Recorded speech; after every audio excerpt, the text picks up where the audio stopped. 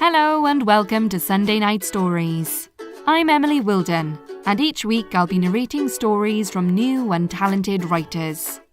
For more information on where to listen or how to submit a story, please visit the Sunday Night Stories Facebook page or follow us on Twitter at Sun Night Stories.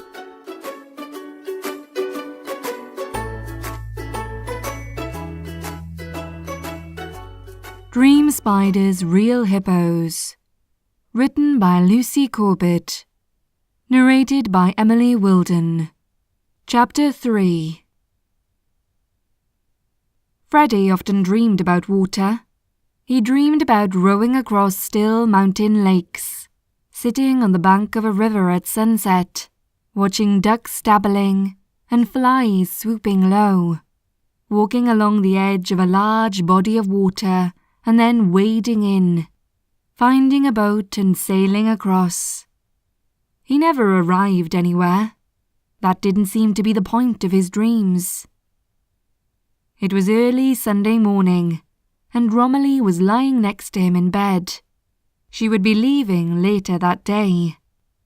Freddie, waking slowly from a dream in which he'd been sailing over gentle waves, rolled onto his side and stretched his arm around Romilly's waist, pulling himself close to her and resting his nose gently on the back of her head. She moved slightly, but did not wake. In Romilly's dream, she was crawling through damp tunnels, perhaps being chased by something strange and undefined. An hour later, when they were both awake, Romilly tried to persuade Freddie to come out running, but he wasn't keen. So they both went out for coffee and breakfast instead. "I thought I'd come and stay with you weekend after next," Freddie said. "Okay," said Romilly. "I've got some free tickets to the zoo," he said. "We had a charity raffle at work, and I won them. When you next come here, we could go." "Okay," said Romilly. "But that won't be for a while, I suppose, if I'm coming to stay with you next time." "No," said Romilly.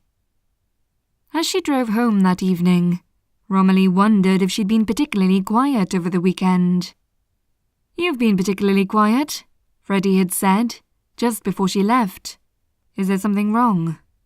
But there wasn't anything wrong, at least not that she could pinpoint. There just hadn't been an awful lot to say some of the time. She had never been a very talkative person, but Freddie was. And in the past he had always filled any gaps in conversation. So maybe this weekend he had been quieter than usual.